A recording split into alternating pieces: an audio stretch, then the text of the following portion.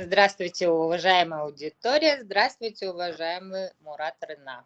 Здравствуйте, Айсулу, очень рад вас видеть. Я тоже всех приветствую, кто нас смотрит. Всем мира и добра. Здравствуйте. Хотелось бы спросить, какая у нас сегодня тема беседы, потому что для меня это тоже является тайной. Сегодня такая, я бы сказал, фундаментальная и очень важная тема.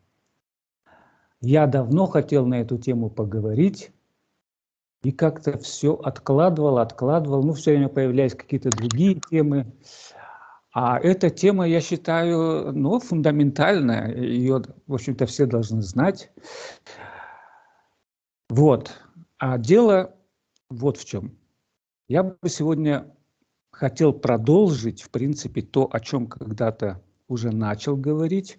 В принципе, подошел к этой теме, даже ее немножко начал говорить, а потом как-то отвлекся. Причем это уже достаточно давно было. Тема о том, где и когда произошел человек. Угу. И вообще, как образовалась Солнечная система.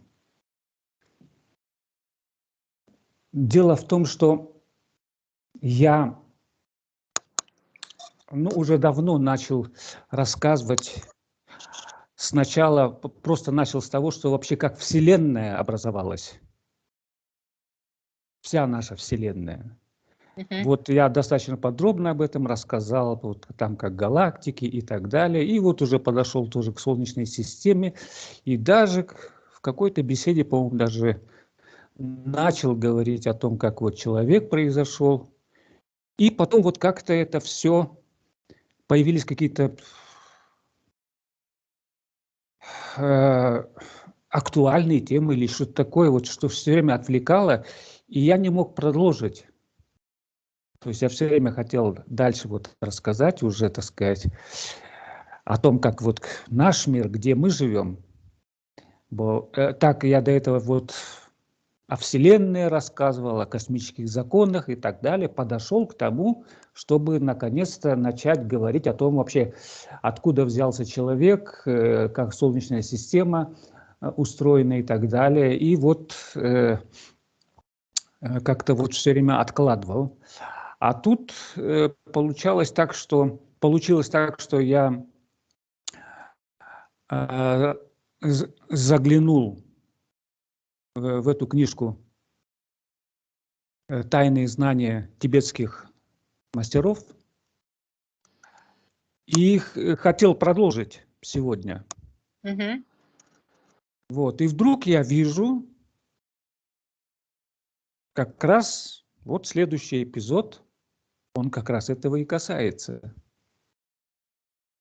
То есть в прошлый раз я рассказывал, в последний раз, о том, что вот эти американские ученые встретили мудреца. Ну, то есть Эмиль, вот этот их старый друг, привел нового мудреца, с которым они познакомились, и который, значит, первое, что он сделал, ошеломил их тем, что в самом начале, значит, он как бы воспроизвел вообще, как Земля появилась, да, вот это, говорит, вибрации такие сначала появились, и сопровождалось это музыкальным звуком.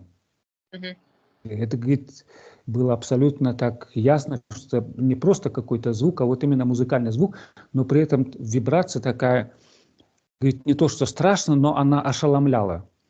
И вот он объяснил, что вот так, значит, Земля появилась, да. Вот этот мудрец, вот он с ними общался, и теперь я смотрю, на следующий день они продолжили с ним общение. И вот как раз этот мудрец начал рассказывать именно о том, как человек появился, как наша Солнечная система образовалась. Ну, то, о чем я хотел рассказать. В общем, я посмотрел то, что он говорит, и получилось так, что в принципе, он очень хорошо знает космические законы. И то, как он это все преподнес, но это абсолютно не то, что даже не противоречит, а это вот именно так, как все по космическим законам. Ну, прям получилось вот продолжение, то, что я долгое время не мог продолжить. Вот. Тут неожиданно получилось так, что этот мудрец, так сказать, подсказал. И вот хорошая возможность, я подумал, что да, действительно, вообще тема очень важная. Я думаю, каждому человеку интересно узнать, когда человек произошел, как, что и так далее. И вообще, я думаю, ну вот сегодня, конечно, если будут слушать те, кто придерживается теории Дарвина, они будут очень разочарованы. Ну, многие ученые придерживаются этой теории, считают, что да, вот, ну, как бы современная наука, мейнстримовская, она ж, так сказать, признает теорию Дарвина, а все остальное отметает. Хотя я помню, мне было, по-моему, лет 10 в школе, когда впервые вот нам учительница начала рассказывать про теорию Дарвина, о том, что вот человек произошел от обезьяны и так далее. Я помню, вот я был маленький, но у меня невольно сразу был вопрос возник. А почему в наши дни обезьяна не превращается в человека? Вот Вы вроде его бы не задали? я его не задал, но у меня вот, я помню это очень хорошо, у меня сразу был первый вопрос. А почему в наши дни обезьяны не превращаются в людей? Вот, казалось бы, ребенок, ну вот логичный вопрос. Я думаю, у многих Но такой вам вопрос просто возникает. ответили, что определенная вещь эволюционировала, а другие остались на той же стадии развития. Вот все. Ну вот поэтому, я думаю, очень важна сегодняшняя беседа, потому что она откроет глаза немножко с другой стороны, как это все происходило, тем более, что вот этот мудрец, он очень интересно рассказывает, поэтому я буду опираться на этого мудреца, ну и буду там кое-что добавлять от себя тоже. Вот. А так вообще он очень хорошо это все представил, так как надо, и как следует, так систематично. Вот. Начал он с того, что вот он еще в прошлый раз показал вообще, как планета, как Земля образовалась. А вообще он говорит, первая планета, которая появилась в Солнечной системе, это была планета Нептун. Угу. И вообще это Солнце сотворило эту планету Нептун. Поэтому вообще-то я так думаю, Солнце это у нас какой род? Средний род получается, да? Ну, если брать именно по слову, по склонению, то Да. скорее женский. Солнце это она или оно? Солнце, оно мое, да. Средний. Средний род, да? А вообще это мама. А Она, вообще энергетика как будто бы женская идет. ну да, потому что вообще так, если так простым языком говорить, Солнце родила планету Нептун. Вообще все планеты, которые здесь находятся, это родила Солнце. То есть Солнце является мамой всех планет. в Солнечной системе Ну нашей. да. Мгм. Поэтому, в принципе, она должна быть она. Это было бы правильно. Потому что она непосредственно родила. Вот он как раз об этом и говорит, что, значит, идет сначала выброс, такой газообразный, да, такой из Солнца. Мгм. И образуется, это еще не планета, но такая газообразная форма, Мгм. которая постепенно начинает, ну там уже сразу происходят процессы, и постепенно все начинает кристаллизовываться, да. И вот первое, значит, поэтому, когда Солнце создает свое первое, то есть вот это дитя, оно кружится близко Солнца. Мгм. Вот, поэтому первая планета, которую родила Солнце, был Нептун.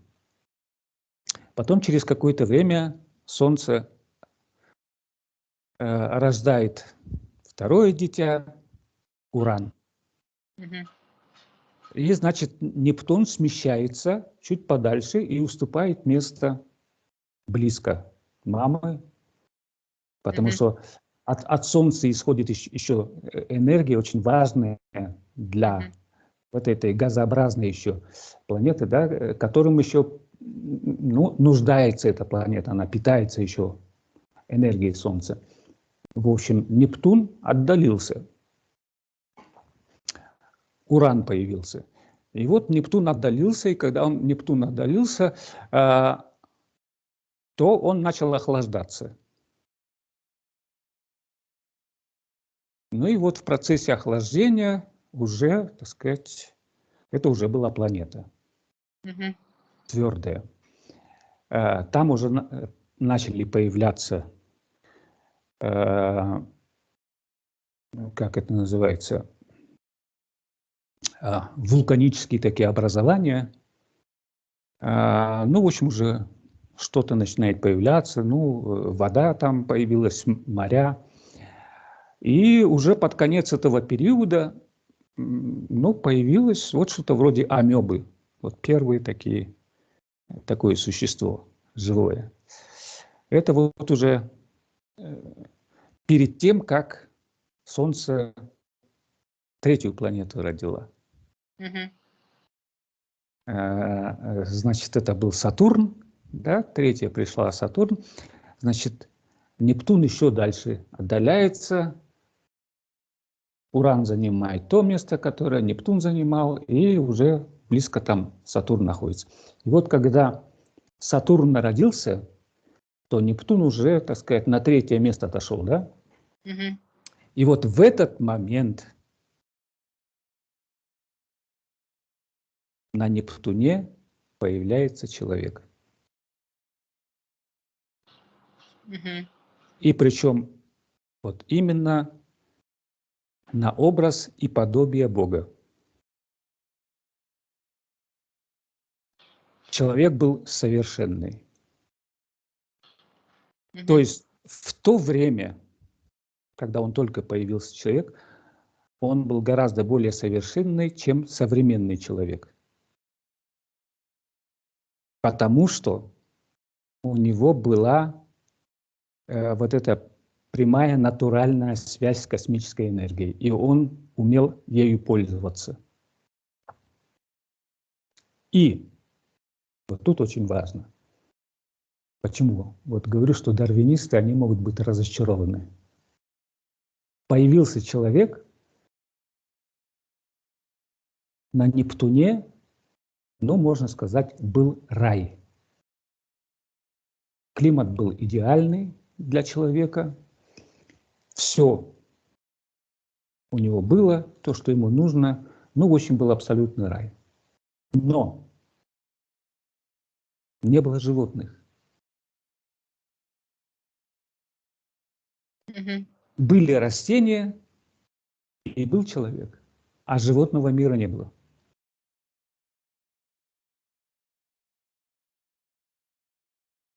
Так что не было ни обезьян, ни других животных.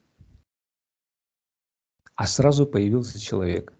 И причем он тут же, этот мудрец, добавляет, что вот мы, сегодняшние люди, мы являемся потомками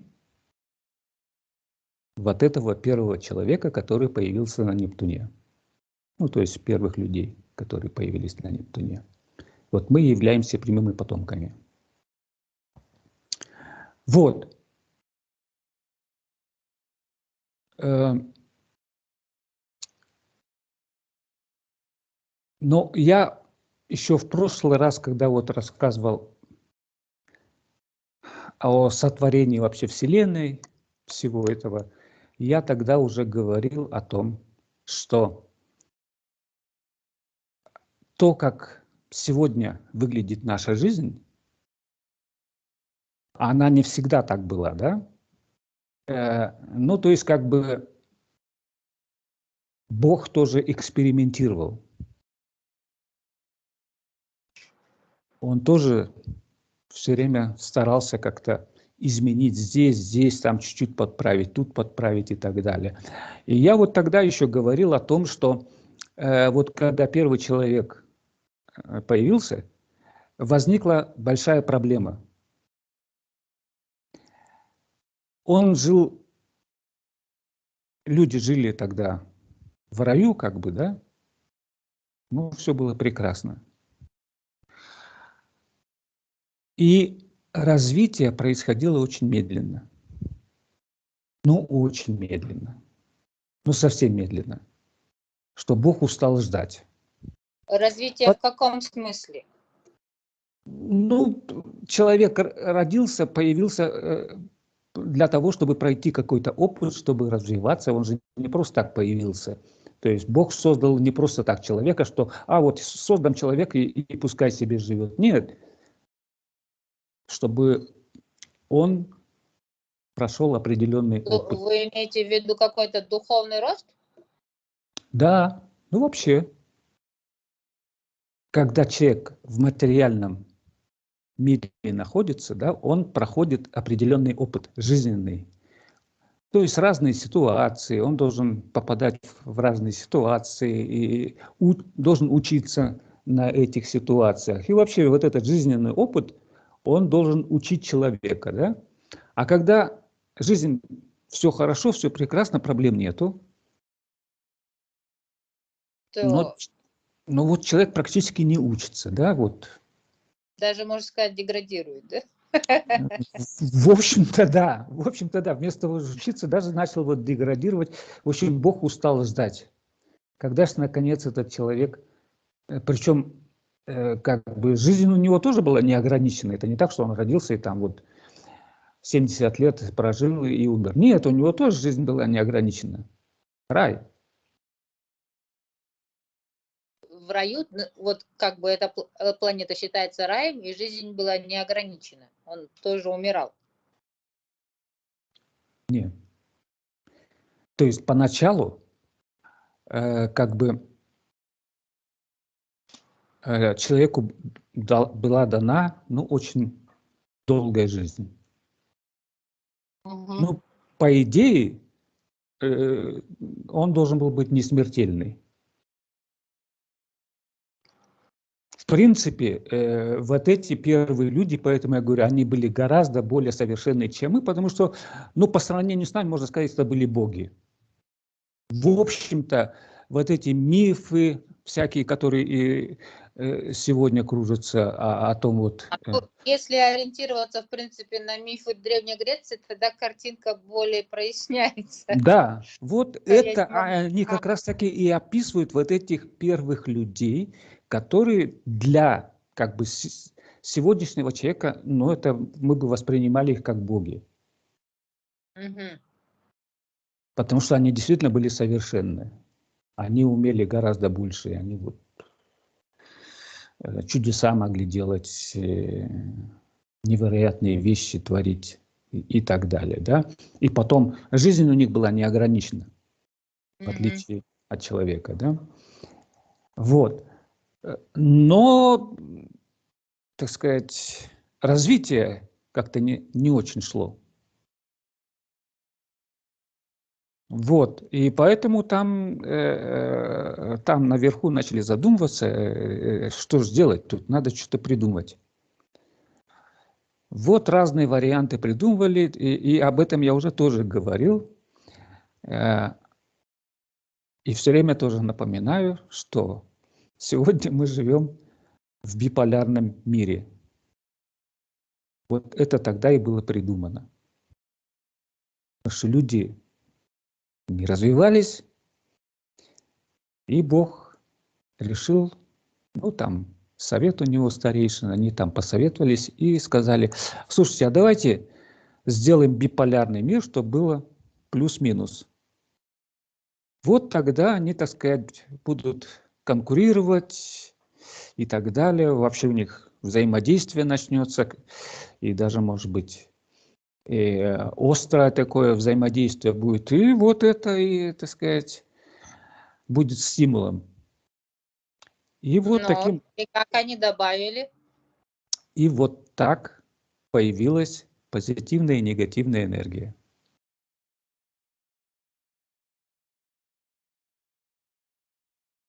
Просто взяли в характер человека, добавили чуть-чуть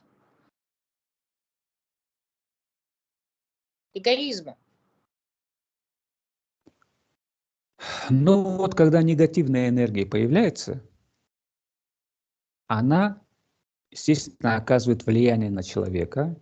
И первое отличие, я все время напоминаю, негативная энергия – это тот, кто поляризован негативно, это говорит о том, что он служит прежде всего себе. А позитивно служит другим. Вот, когда негативная энергия появилась, вот отсюда и тоже появилось служение себе. И вот мир сразу поделился на тех, кто служит себе, и тех, кто служит другим.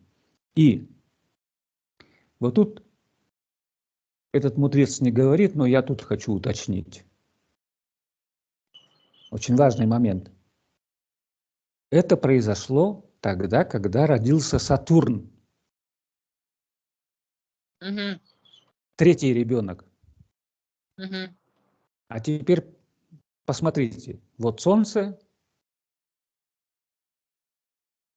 Близко него крутится Сатурн, как самое только что рожденное дитя, да? Потом Уран и Нептун.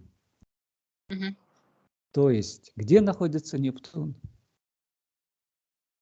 Третье измерение.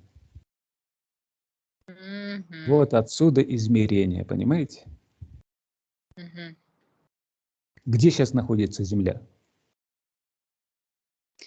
Четвертое? В третьем измерении.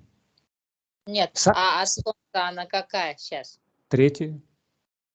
Третья? Да, вот поэтому я и говорю, мы находимся в третьем измерении. Самая близкая планета к Солнцу сейчас, в настоящий момент, Меркурий. Потом Венера. И потом Земля. То есть мы поэтому находились все время в третьем измерении.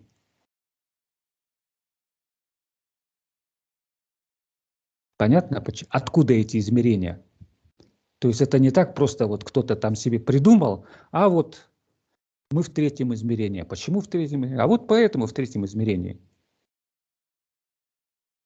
Во втором измерении, вот он поэтому, этот мудрец тоже хорошо сказал, во втором измерении, когда Нептун был во втором измерении, да, он только начал остывать, и под конец этого цикла второго измерения только вот первые что-то вроде амебы появились. То есть это уже были живые существа. Но это уже была планета, она уже остыла, там уже более-менее среда позволяла что могло появиться живое существо. Да? Но только вот в третьем измерении, когда уже Сатурн родился, Нептун отдалился еще от Солнца, да, вот тогда уже были абсолютно благоприятные условия для того, чтобы человек появился. А сейчас там есть люди Где? на Нептуне? Нет, сейчас нету. Вот Нептун, поэтому это первый ребенок, и он сейчас находится дальше всех планет от Солнца. То есть это уже давно не ребенок, это уже такой старец, который доживает свой век.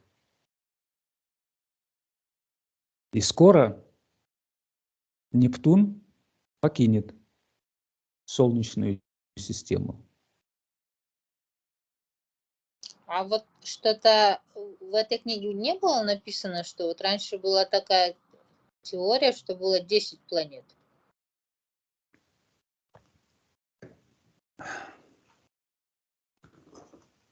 Не было такого? Вы знаете как?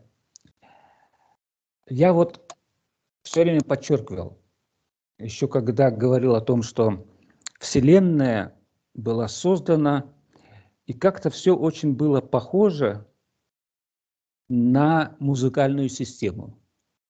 Что музыкальная система как-то очень связана. Вот. В настоящее время, опять-таки, если мы говорим о Солнечной системе, есть 8 планет, как 8 нот, как 8 нот. Или одна октава. 8 планет. Но, хотя формально есть 9 планет, но 9-я, она еще находится в газообразном состоянии, мы ее не видим. Она еще не сформировалась. Она уже есть, как бы на подходе. Вы имеете в виду, что она очень близко к Солнцу? Да. Самое ближайшее. Вот Солнце уже родило эту планету, но мы ее еще не видим. Она еще в газообразном состоянии находится. Вот, поэтому мы видим только 8 планет, как 8 нот, октава.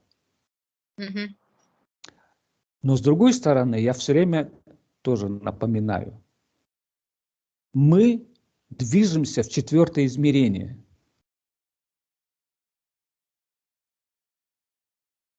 То есть вот эта планета, которая сейчас находится в газообразном состоянии, она уже подходит. И скоро вытолкнет Меркурия. Меркурий займет место Венеры. Венера займет место Земли. А Земля перемещается дальше. 4-е измерение.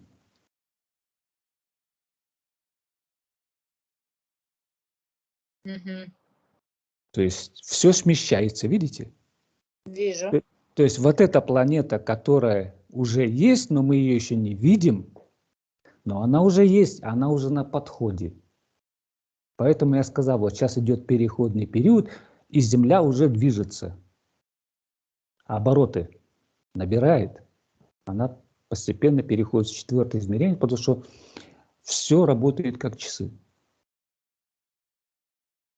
И теперь Нептун, поэтому я сказал, Нептун покидает Солнечную систему. То есть в Солнечной системе всегда будет 8 планет. Это так в книжке было написано?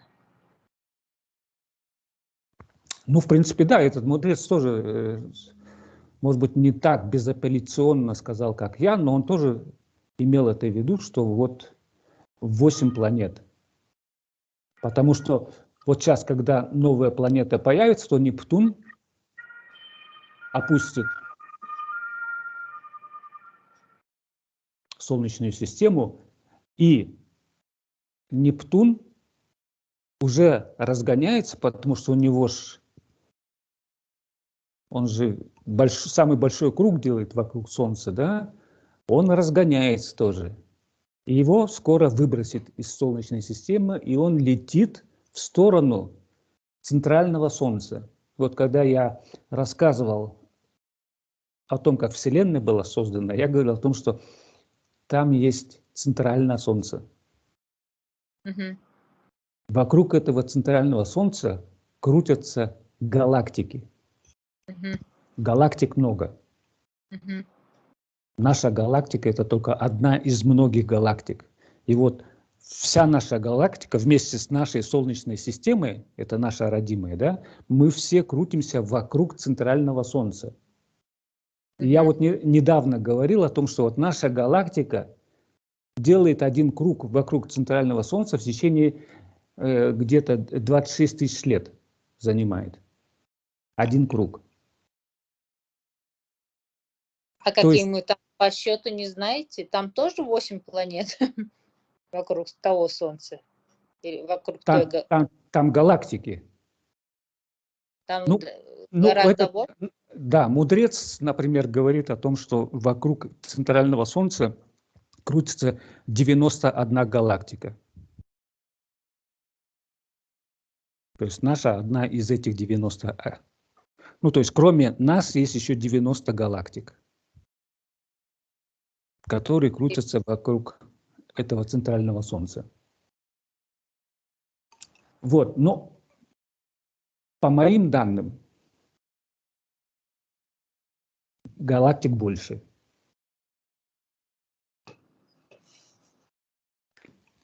Но этот мудрец, вот он считает, что 91. Ну, ладно, я сейчас... Его здесь нету, так что спорить не с кем. Вот. Он, значит, утверждает 91, то есть 91 галактики. И вот мы совершаем этот оборот. Я уже в прошлый раз, по-моему, говорил, этот один круг длится, ну, где-то 26 тысяч лет. Ну, то есть наша Земля вокруг Солнца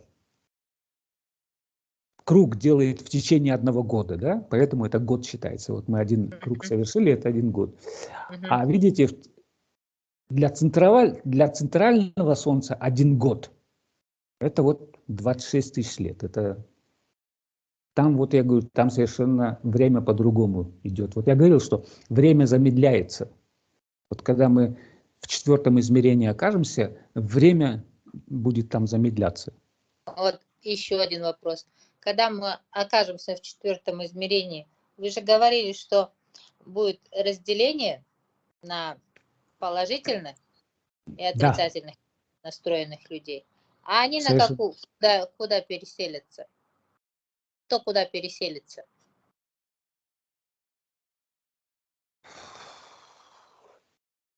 Ну, все по домам. В смысле, смотрите, мы же не останемся. Ну, положительные, значит, пойдут туда в позитивную сторону, а негативные в негативную сторону. Да, еще на одной планете. Просто Земля, наша планета так получилась, вот Земля, она идет в позитивное измерение. Угу. Но, естественно, это абсолютно не значит, что, так, если так до конца правду говорить, что вот, например, мы с вами родимся в следующий раз именно на Земле. Угу. Мы можем родиться в 4-м измерении, но это не обязательно будет Земля. Скорее всего, будет Земля, потому что Земля будет только начинать свой цикл в 4-м измерении, да, это она будет новая. Поэтому основная масса людей, которые вот сейчас будут, так сказать, заквалификуются, или как сказать по-русски, Ну, короче, они определятся как позитивные. Да. Вот основная масса, я думаю, вот как раз на Земле появится. А те негативные, они, естественно, будут на другой планете, 4-го измерения, но негативной поляризации. Вполне возможно, что не в нашей галактике. Нет, это в нашей галактике. В нашей? Да, я уже как-то тоже об этом говорил. Тоже вот хорошее замечание. Каждая галактика имеет свою индивидуальность. Я вот как-то об этом говорил. Все галактики отличаются. Немножко да, они все подчиняются космическому закону. Но при этом у каждой галактики есть своя индивидуальность.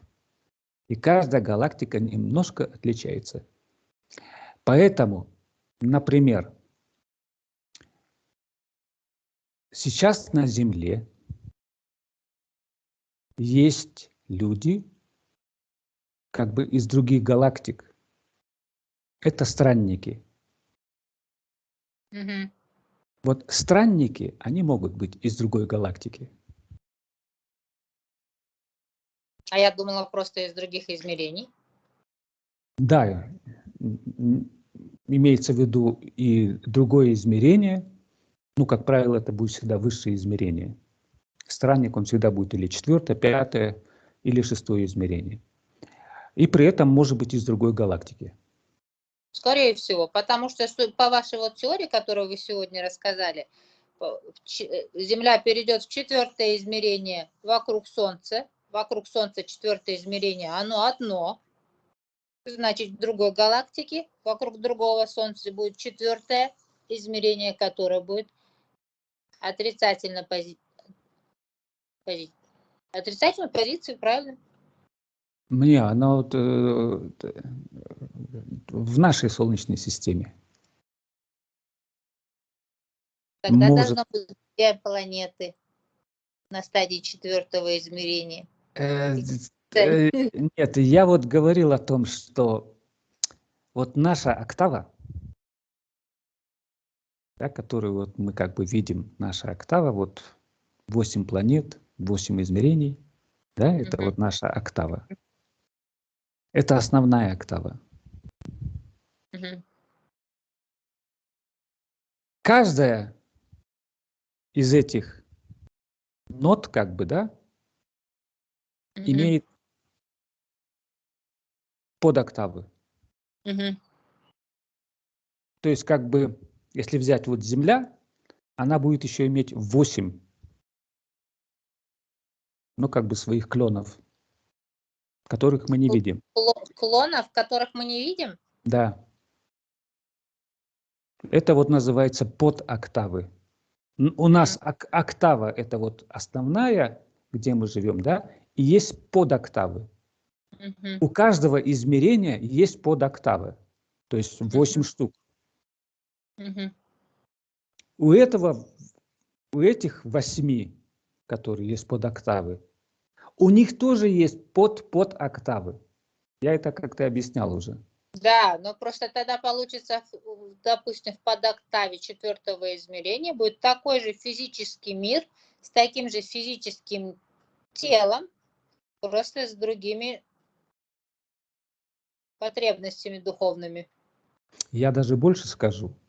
Я об этом тоже как-то так вскользь говорил, что вот вы, Айсулу, в данный момент, может быть, есть не только другая Айсулу, а 2-3 таких, как вы, Айсулу,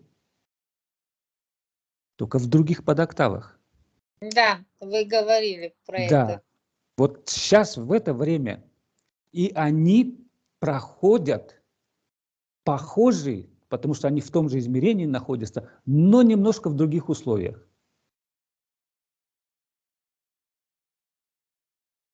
И получается, что у них будет немножко другой опыт, чем у вас здесь. А потом Мы же должны будем собраться в единое, чтобы как бы пройти тест, куда мы Да, идем. но вот я в прошлый раз тоже об этом говорил, что у каждого человека есть высшее «я». Которая не меняется. Да, которое находится в шестом измерении, оно всегда там находится. Только не в физическом состоянии, да, не в материальном, а там, где вот шестое измерение, причем там во второй половине шестого измерения, там находится высшее «я». И вот когда, я вот говорил, человек умирает, помните, мы говорили страшный суд, да? А я говорил, что нету никакого страшного суда, просто приходит высшее «я». И говорит, вот такой я должен быть, а ты на кого похожа вообще, да? Ну, идет такая душевная беседа, разбор полетов. Вот, возможно, идет тоже сравнение. Вот, появится другая Айсулу из другой планеты, да? И вот конфронтация будет, вот скажут, вот видишь, вот эта Айсула, она имела такой же момент, но она поступила правильно. А вот ты, например, не увидела этот знак. Ну, вот такая идет конфронтация. То есть идет разбор полетов, и все, я говорил, досконально во всех мелочах разбирается вся жизнь. И вот это происходит, как бы высший судья – это высшее «я». То есть это ваше высшее «я». То есть это не кто-то там, непонятно кто-то, это ваше высшее «я».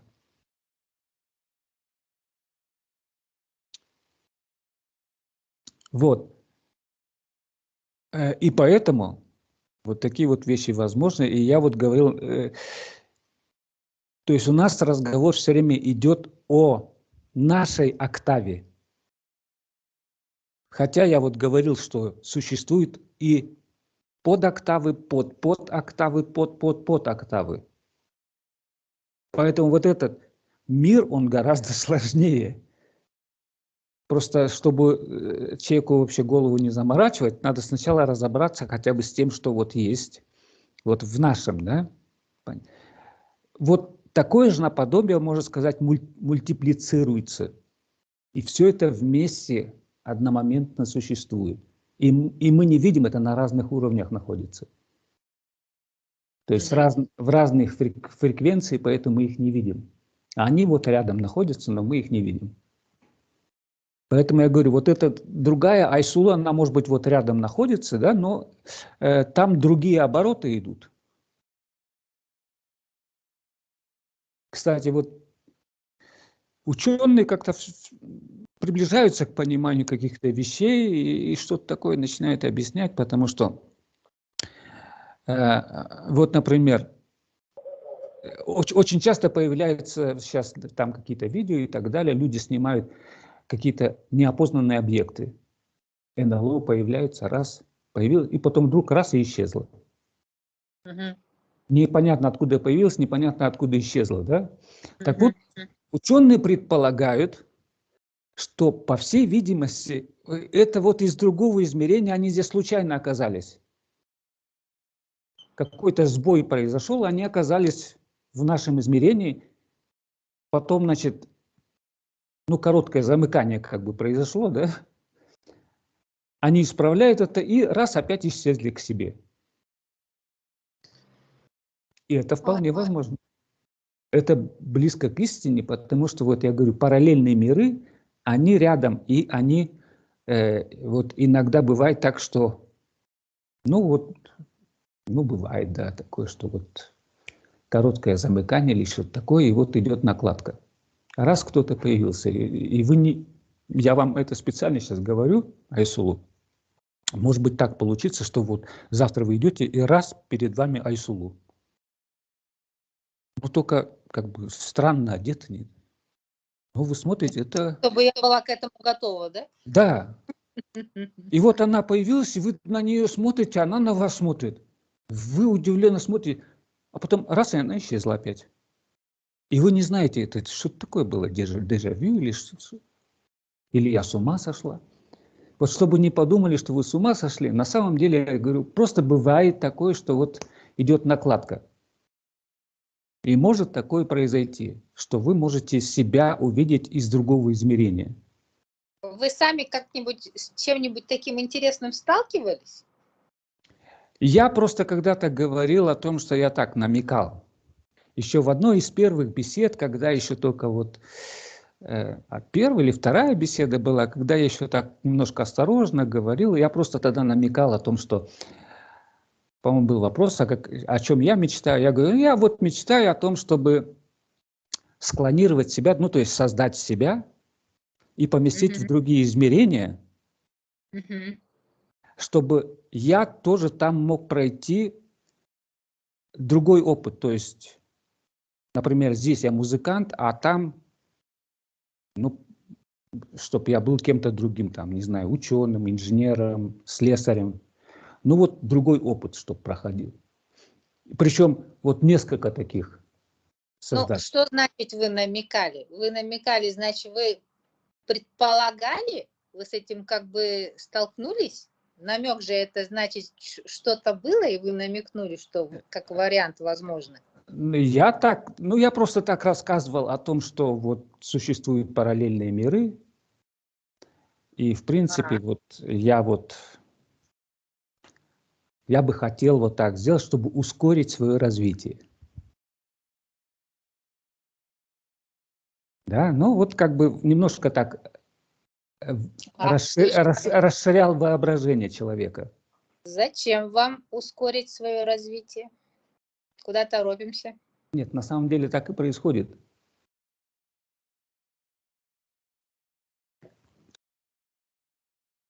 Ну, вот смотрите, я вот как-то тоже сказал, что я странник.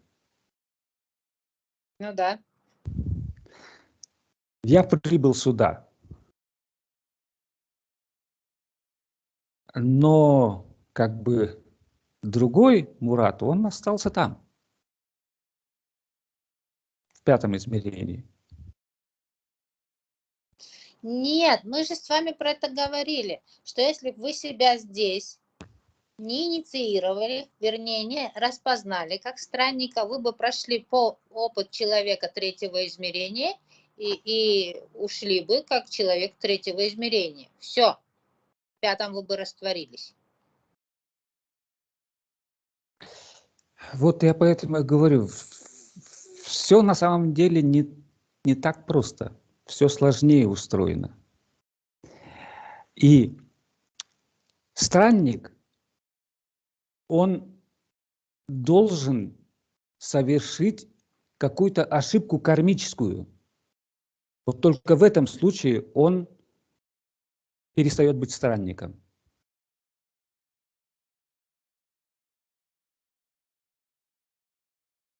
Кармическая ошибка это какая? Ну, то, что... Не на том человеке, допустим. Ну, такое отягчающее обстоятельство кармическое.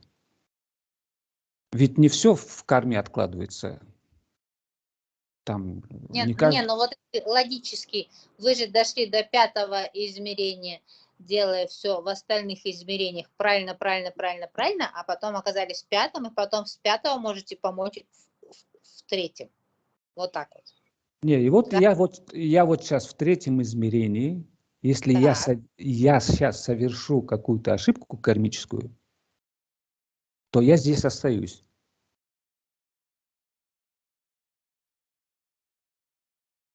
Я не возвращаюсь тогда. Угу.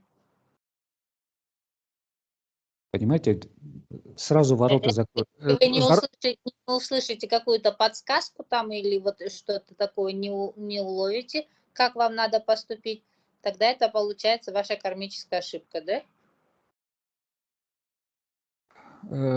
Ну, я вот рассказывал, что я был в клинической смерти, да? Да. И, естественно, я потом долго тоже размышлял над этим. Ну, по идее, для меня логично было бы что ну, какая-то подсказка должна была быть.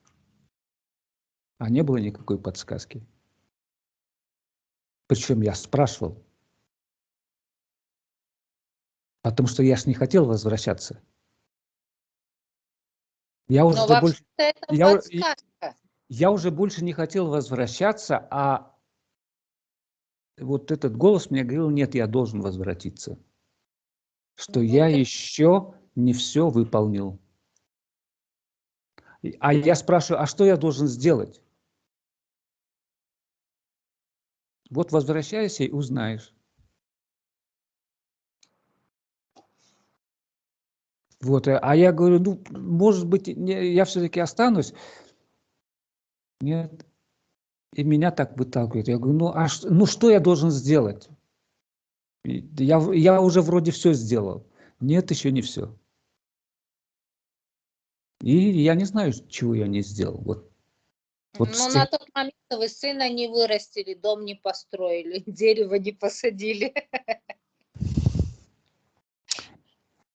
Да, трудно сказать. Вот у меня до сих пор ответа нету. Вот прошло уже столько времени, а до сих пор у меня... Я часто над этим думаю, у меня ответа нету. Я до сих пор не знаю, что, зачем. Потому что вот тогда, когда у меня вот эта клиническая смерть случилась, в принципе, у меня было такое ощущение, что я уже все испытал в жизни. Все увидел, все, что хотел, узнал, и больше меня ничего не интересует. Нет, мне кажется, вы просто, когда почувствовали то состояние счастья другого измерения, вы решили, что вот здесь вот вообще круто. Не хочу я туда. Нет, прежде всего я там почувствовал, что я дома. И вот там я почувствовал, как я устал.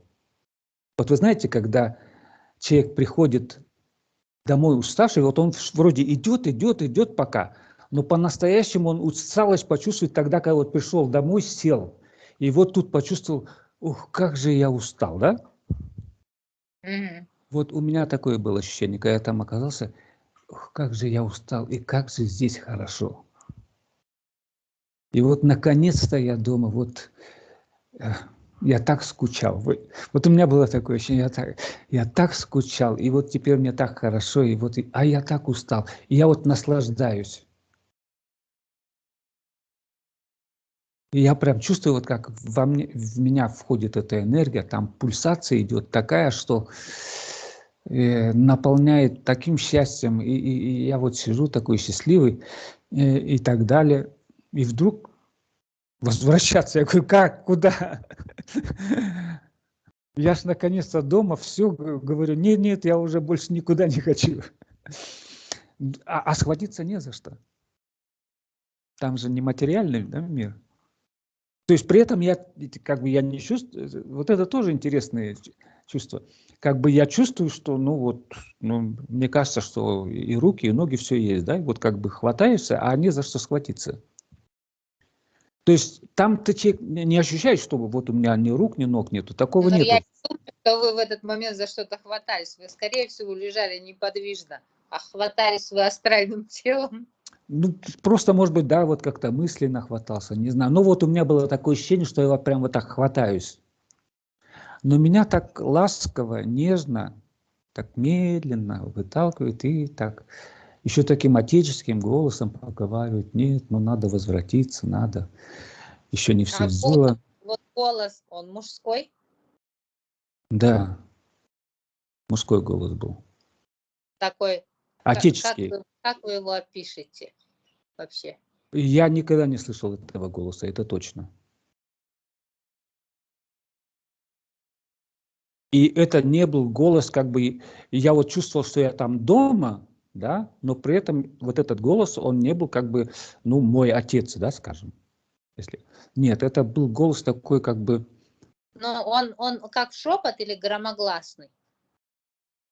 Нет, он у меня в голове как бы звучал. Ну, это понятно, что в голове То есть пустая. нет, он не был вот так, как бы вот я слышу его, да, Ага, откуда-то. Нет, он у меня ага. раздавался прямо в голове. Мгм. И так ласково, и так. И такой вот, я бы сказал, какого-то мудреца такого, вызывающий авторитет, уважение. Ну, вот интересно, да, вот, между прочим, многие, кто переживает такой опыт, все же практически слышат мужской голос.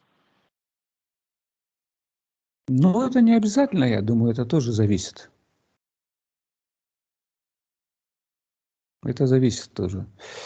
Ну вот у меня так получилось, поэтому я это очень хорошо помню, и это я могу тоже описать и вот рассказать, да. Но я все время говорю, что э, клиническая смерть, человек попадает, то есть каждый человек попадает в разное место. Поэтому Мгм, у каждого будет свой опыт. Каждый мгм, попадет там, где он находится, на котором уровне. мгм. Правильно? И эта разница может быть очень большая. Потом кто-то может попадать в позитивное измерение, а кто-то в негативное. Здесь видите, какой бонус? Вы же музыкант. Для вас нормальность нормального состояния в человеческом физическом теле взять и оторваться. Для вас это нормально. Вы в процессе музыки, вы не видите. Поэтому у вас другого опыта и быть-то и не могло. Вы сразу улетели куда положено. А человек, который сильно привязан к телу, там, разумеется, там будут очень сильные привязки к телу. Там будет другой опыт. Это не от уровня, ну, возможно, от уровня, следовательно. Но Конечно, человек даже... я вот сказал, что разные измерения существуют, а потом еще существует под октаву, под октаву и так далее. И все зависит от того, на каком человек уровне находится, он туда и попадает. Или там в под октаву, в под октаву. То, что соответствует, да? Вот. Но сама клиническая смерть, душа находится между, то есть она, Ну да. скажем, или в третье, или в четвертое измерение Мгм.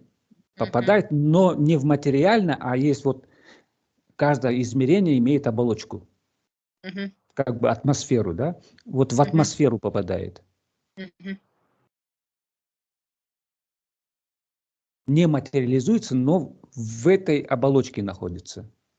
Если Мгм. он принадлежит четвертому измерению, он будет находиться в оболочке четвертого измерения, да, вот между. Он как бы не находится внутри, а вот в оболочке. И там это все Мгм. происходит. Вот, и поэтому вот есть опыт, те, кто имел клиническую смерть, у всех разный опыт, потому что кто-то попадает в позитивное, прежде всего, поляризацию, кто-то в негативную. И это будет сильно отличаться, этот опыт. А кто-то очень часто, многие не доходят. У них вроде была клиническая смерть, да, но они не дошли. Они на полпути застряли. И потом опять Мгм. вернулись. Вот у Вот, них, привязка сильная к телу, к земному. да, у них просто получается так, что они ничего не помнят, но они помнят только вот этот туннель сам. Мгм. И как бы больше ничего не помнят. Вот помнят, да, вот этот туннель, по которому они спускались. Мгм. А вот там не помнят, как правило. Это вот, как правило, те, которые не дошли. Ну да. А вот я еще хотела задать вопрос. Вы верите, что есть возможность покаяния? Да, конечно. И И это, об и, этом мудрецы тоже говорят. и это просто даже можно сделать в глубокой медитации. Да. То есть это не обязательно идти там перед священником и так далее. Важно перед своим высшим я. Мгм. которая находится в 6-м измерении. Потому что вот по сути же рассчитано на то, что будет у души духовный рост, что, ну как вот по таблице Дарвина сначала вот животное состояние, потом растет, растет, растет и дорос до определенного уровня, а за это время же мог там, ну как бы нагрешить. И Вот, когда вот вот поэтому я и сказал, что первый человек появился на Нептуне, и животного мира там вообще не было. Не, я не про это сейчас, а про человека третьего измерения, что когда он дошел до определенного духовного роста, он же может очень сильно искренне покаяться, чтобы хотя бы почувствовать то, что способен вступить, допустим, в положительные измерения потом. Да? Не, но это не он решает. Ну, это понятно. Да, он может каяться и так далее. Это, конечно, это очень помогает, но все равно это решается потом. И я вот все время в последних беседах подчеркиваю, что вот в настоящий момент, когда идет уборка урожая, то самым важным моментом, в настоящий момент, это вот именно в это время. В другие времена там могут быть другие критерии. А вот сейчас критерий такой – сбалансированность. Угу. В первую очередь. Понимаете? Я вот поэтому все время говорю, следите за собой, будьте сбалансированы, потому что вот это главный критерий. Вот именно сейчас. В другие времена, может быть, играет большую роль, на каком уровне духовного развития человек находится. Чем выше, тем больше у него шансов, да? Это обычно так. Но сейчас это особое время, когда идет тотальная уборка урожая, особый момент.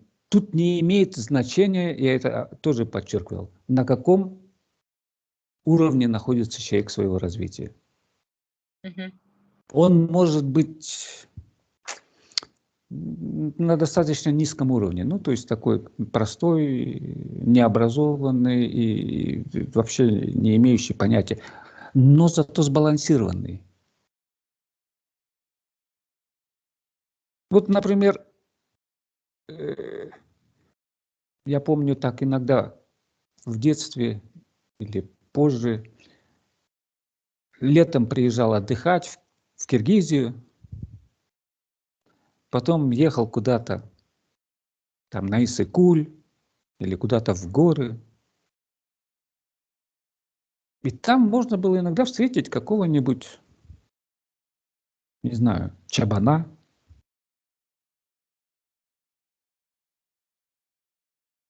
Так я вот встречал таких лет 40, 50, которые всю жизнь только этим занимались.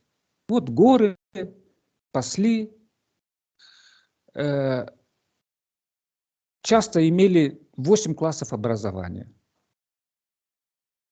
Но с ними было очень приятно беседовать. Я вот все время тоже говорю о том, что я с детства, у меня это просто от рождения, я сразу чувствую энергетику человека.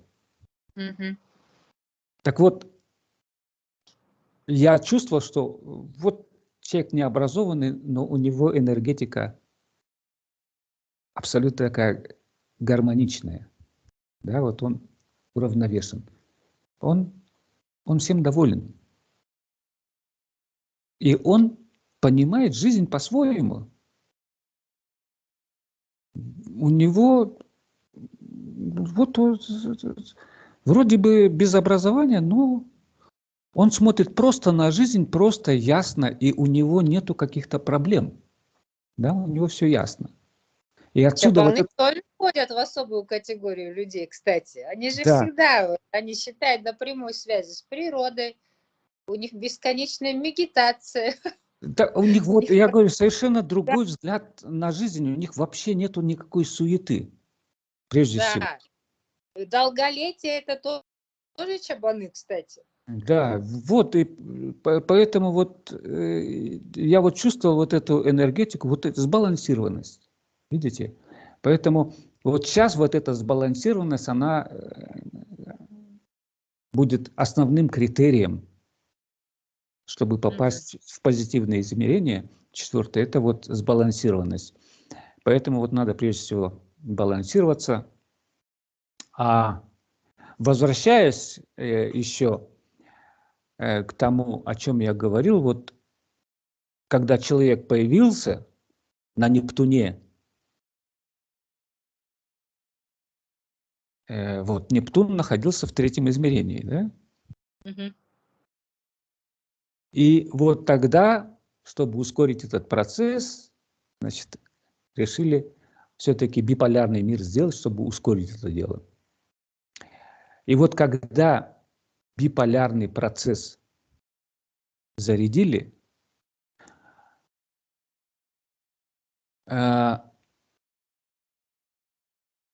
вот тогда в этот момент было решено, что должны появиться животные. Так. А потом еще про переселение с Нептуна на Землю расскажите, пожалуйста.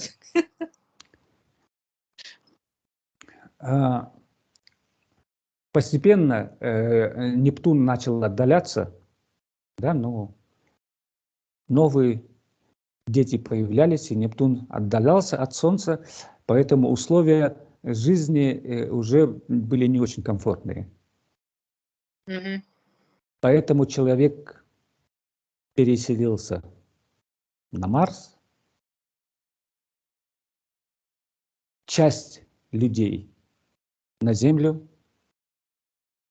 Мгм. И на Венеру. Мгм.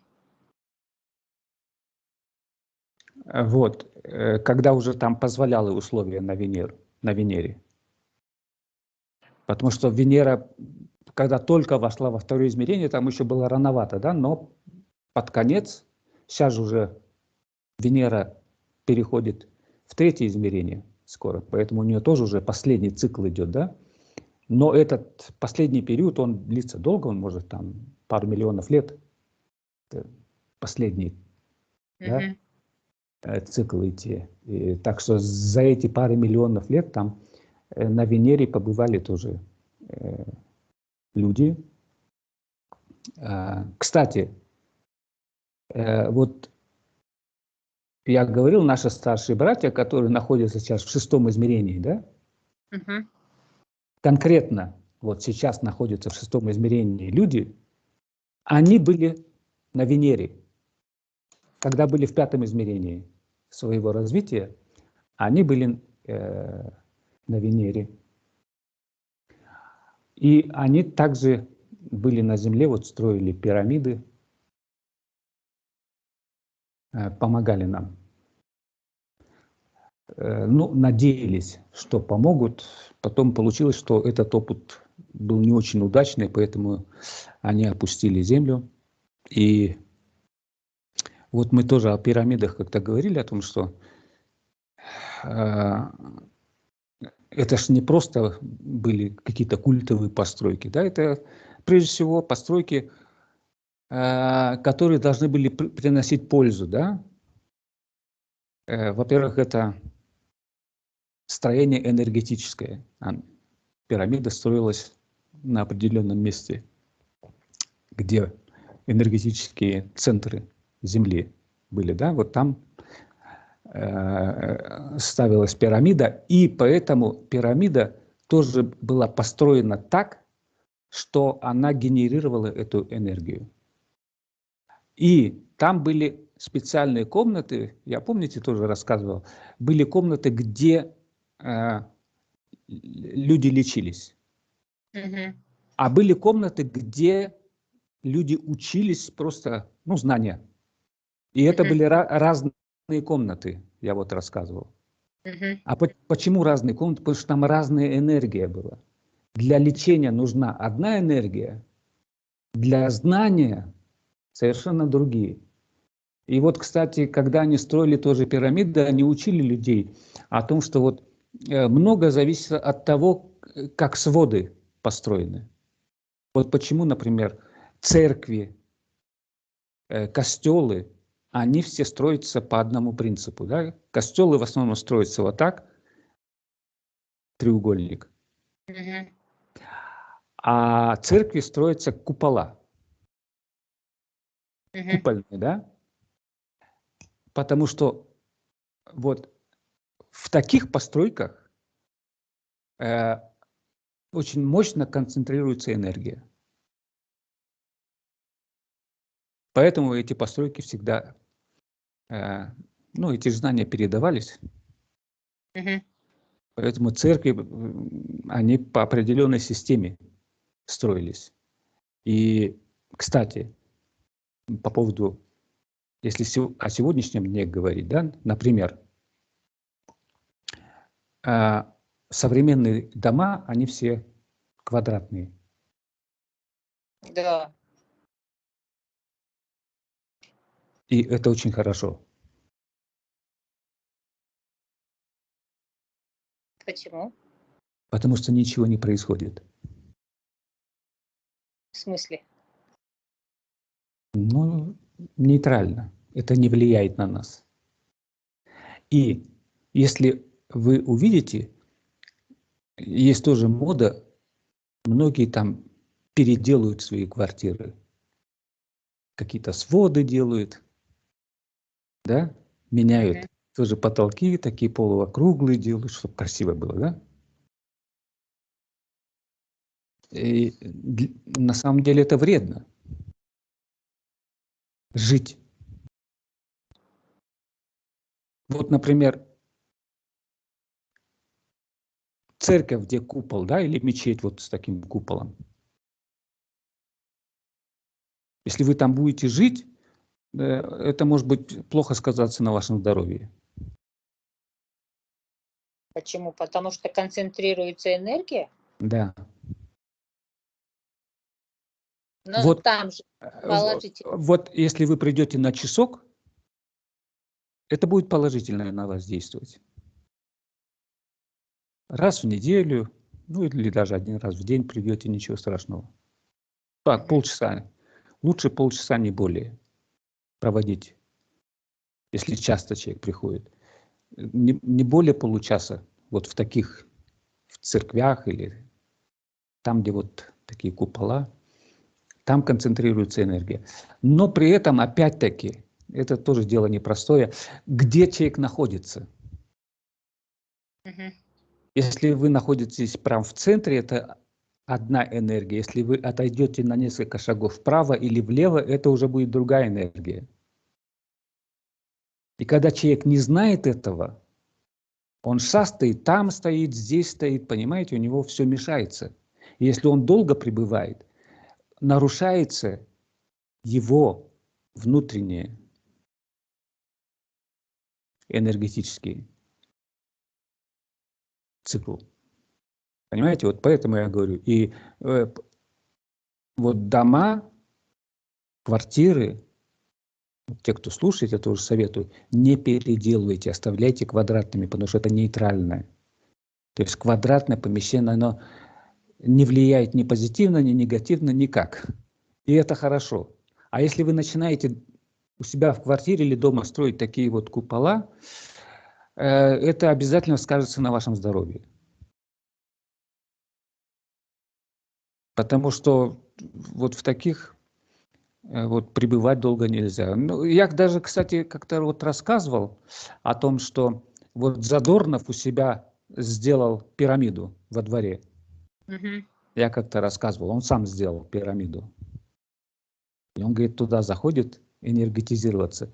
Но при этом, я помню, у него было понимание, что нельзя часто заходить в эту пирамиду.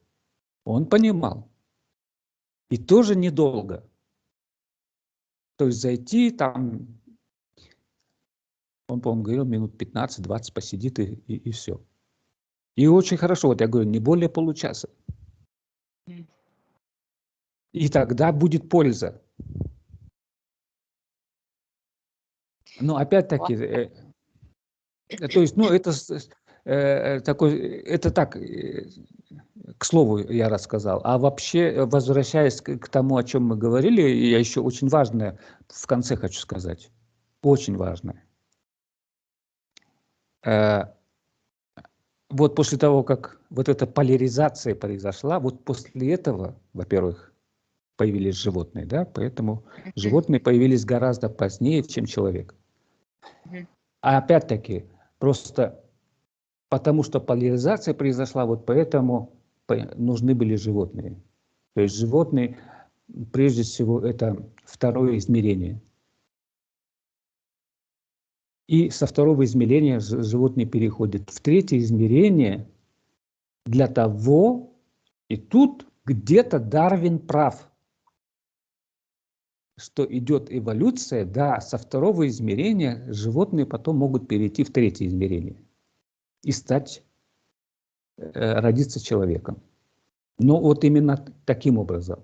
Не так, что вот именно обезьяна должна стать человеком. Нет. Собака может быть стать человеком. Дельфин может стать человеком. Понимаете как? Птица может стать человеком. И даже более скажу, дерево может стать человеком. И, кстати, деревья имеют иногда больше шансов, чем животные, стать человеком. Вот такая эволюция происходит. То есть со второго это все относится ко второму измерению. То есть вот животный мир, растения – это второе измерение.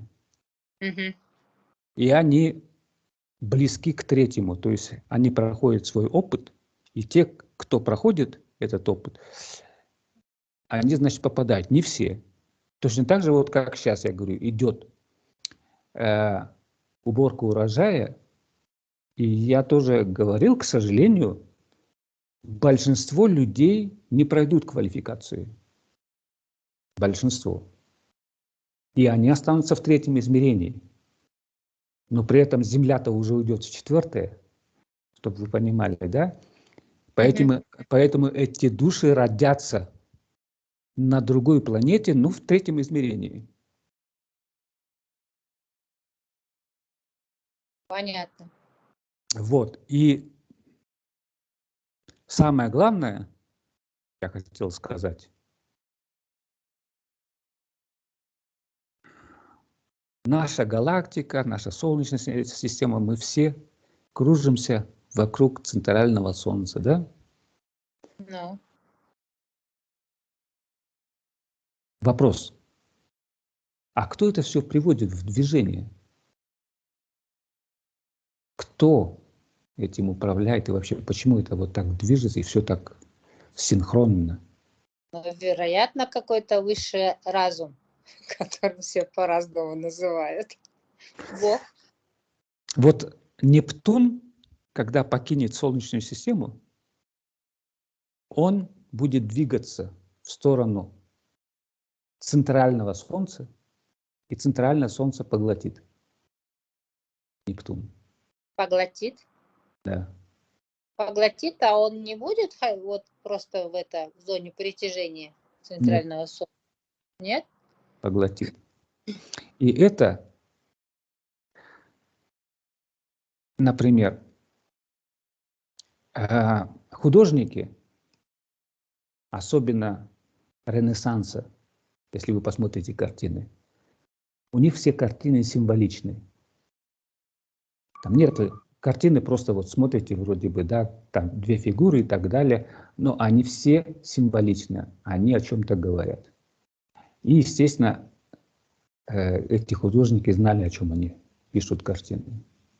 И, например, есть знаменитая картины даже многие художники создавали на эту тему, как Бог, ну, нарисован в человеческом, пожирает свое дитя. Что-то я такую картину не помню. Ну, известно, в интернете зайдите и посмотрите, Бог пожирает свое дитя. Есть разные художники, очень известные тоже, вот в эпоху Ренессанса. Прям вот пожирает свое дитя. Вот люди не понимали, ну, как-то так, вот как это Бог, ну, Бог же он должен нас любить и так далее, а как он так пожирает нас, да? На самом деле это символ, это аллегория, это вот то, о чем я говорю. Нептун возвращается к центральному Солнцу, а это папа. Наше Солнце – мама, а центральное Солнце – папа. И папа пожирает.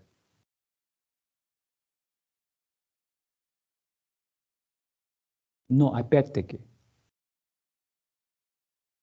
пожирает для того, чтобы дать новую жизнь. То есть вот отсюда вот этот опыт нужен. Нептун, как планета, которая была населена людьми, Нептун прошел определенный опыт. И он в определенном этом опыте, энергия, все это сохраняется. И он возвращается к отцу. Отец его поглощает. То есть отец тоже набирает энергию и вот этот весь опыт. И потом выдает новую порцию.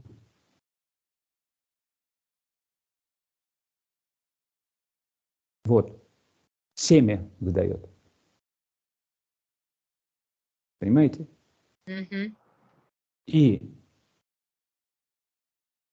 А все это управляется как часы. И вот это, кстати, мудрец сказал тоже. Он красиво выразился. Это есть биение сердца Бога, которое бьется ритмично и приводит космическую энергию в движение. То есть так как наше сердце бьется и приводит в движение кровеносную систему всю, это же сердце приводит, вот так же сердце Бога, оно приводит в движение всю энергетическую систему Вселенной. Наше сердце бьется ритмично, поэтому наш организм работает как часы. Все прекрасно там. Вот так же, то есть этот мудрец даже еще красиво сказал, наше сердце человеческое – это копия, миниатюра сердца Бога.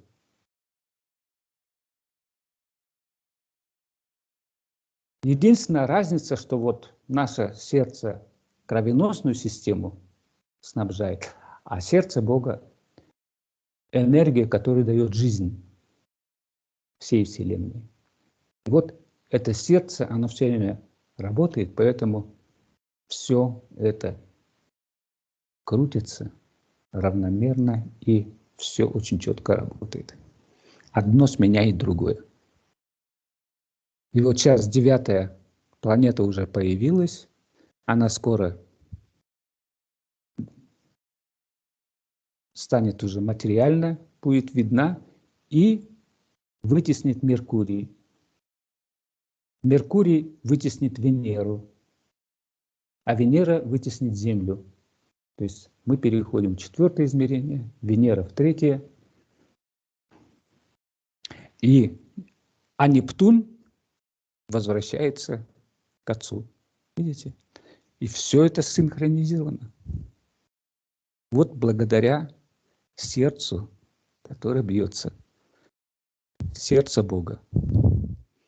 А наше сердце человеческое – это миниатюра сердца Бога. Вот на этой красивой ноте этот мудрец закончил, и я заканчиваю. Спасибо большое. Очень интересная была беседа. Ну, я уже вижу, вы задумывались, уже начинаете. Я Да, есть о чем подумать. есть подумать, да. Ладно. В общем, я не буду вам мешать. Думайте и подумать, вот, подумайте. Ну, вот так вот устроен мир. До И свидания, видите, дорогая аудитория. да, и видите, например, я вот как бы со слов этого мудреца рассказал, но в принципе я то же самое знал. Немножко, чуть-чуть по-другому, но Я многие в моменты деталях. хотела спросить, это вы или это книга? Потому что что-то вот реально какое-то созвучие было. В Вот. деталях была разница, да, но а в общем целая концепция просто, я с самого начала сказал, этот мудрец, видно, что он абсолютно хорошо ориентируется в космических законах. То есть, читая этого мудреца, я абсолютно его хорошо понимал, потому что я вижу, он хорошо ориентируется в космических законах, и все, что он говорит, оно не противоречит. Может быть, я немножко знаю чуть-чуть по-другому. То есть у меня немножко другие представления, но это частности. Ну вот как, например, он говорит, 91 галактика крутится, да, но я считаю, что больше. Да, ну вот такие вот частности, которые не так важны для понимания жизни, да, для общего представления, может быть, да, так, когда человек профессионально этим занимается, это может быть важно. А так, для общего представления это не так важно. Поэтому есть какие-то такие детали, где у нас немножко разнятся наши понятия, но в целом я считаю, что он очень красиво рассказал, поэтому я основывался на его рассказе, и вот это мне тоже понравилось его в конце, то, что он сказал, что сердце человека – это копия, миниатюра сердца Бога. Да? Мне вот это сравнение понравилось. Очень интересно. Да, и вот тут надо, конечно, вы понимаете, надо себе это хорошо представить. То есть наше сердце, он что хотел сказать? Оно абсолютно созвучно с сердцем Бога. Просто человек, видите, утерял эту связь. А если поискать, вот тогда можно почувствовать Бога в себе. Биение сердца. Мое биение сердца соответствует биению сердца Бога, да? Понимаете? Поэтому вот я считаю, это очень хорошее сравнение. И вообще этот мудрец, конечно, молодец. Он так Спасибо. образно. Вот прям спасибо. Очень интересная беседа была. Я под впечатлением большим. Ну, я очень рад. Ладно, всем благополучия, здоровья. Ну и, конечно, будьте счастливы. И до следующего раза, да? До свидания. До свидания.